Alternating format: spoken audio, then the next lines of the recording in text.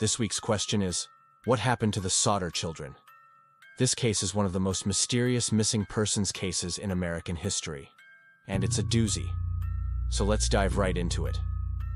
On Christmas Eve 1945, the Sodder family was spending the evening like many other families, preparing for the next day's festivities. George and Jenny Sodder had 8 children, all of whom were under the age of 10. That evening, they were joined by a few friends and relatives, and they sang carols, exchanged gifts, and told stories. They were poor, but they were happy. At around 10:30 p.m., a heavy fog rolled in, and everyone decided to go home. Around midnight, however, George was awoken to the sound of screams.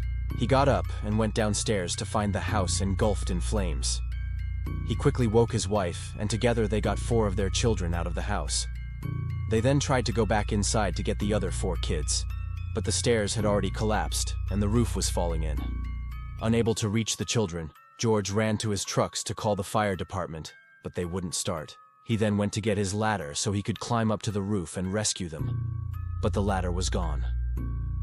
It was then that George realized that someone or something had set this fire. Firefighters arrived shortly thereafter, but by this time the house was a fiery inferno. After battling the blaze for almost an hour, they were able to get it under control. When they finally entered the house, they found that it had burned to the ground. The entire structure was reduced to ashes. Amazingly, the fire had burned so hot that it consumed the entire house in less than an hour. As you might imagine, the next morning the community was shocked to find that the bodies of the 5 missing children had not been found. George and Jenny refused to believe that their children had perished in the fire, and they searched through the rubble for any sign of life. But they were met with only disappointment.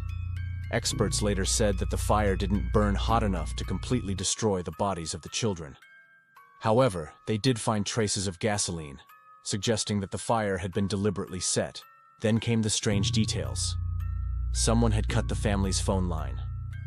The state troopers who investigated the crime found no evidence that the fire had been an accident. The missing children would turn up dead, the authorities said, and that was probably true. But what had happened to their bodies? Had they been taken by an animal? No tracks or other signs of disturbance were found around the house. Could they have wandered off after escaping? No. The house was surrounded by a deep ravine and a large abandoned mine shaft. Had they somehow been vaporized by the fire? Even the experts couldn't come up with a satisfactory answer.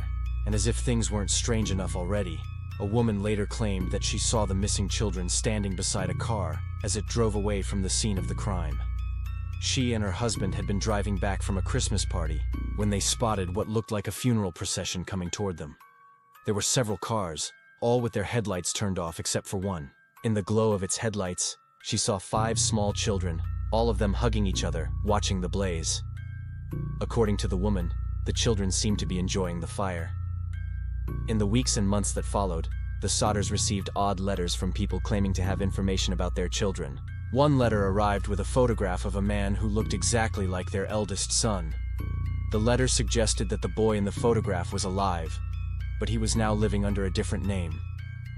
Another tip came from a former traveling companion of George's, who claimed that she had seen the children at a party in Florida. George immediately got on a train and traveled to Florida to be reunited with his long-lost children. But unfortunately, this was not the case. It took nearly 3 years for the government to officially rule that the children had died in the fire, although they admitted that there was little physical evidence to support this conclusion. To this very day, it's unknown what happened to the 5 missing children. So what do you think happened in this case? Please share your thoughts below. As always, I appreciate your support. Thank you for watching.